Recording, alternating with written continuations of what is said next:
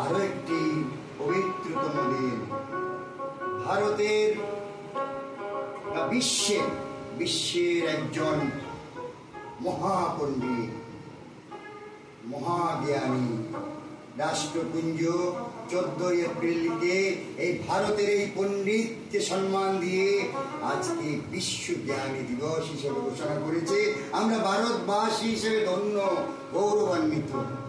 আজকে সেই অনুষ্ঠানে দুটোই, নববর্ষ বরণ এবং ভারতরত্ন ডক্টর ভীমরাও আম্বেদকরের আজকের জন্ম দিবসকে সম্বোধন করবেন এই পরম পূজ্য অরুণ চক্রবর্তী মহোদয়। আজকে যদি ভীমরাও আম্বেদকর জীবদ্দশায় থাকতেন, তার আনন্দাশ্রু থাকত।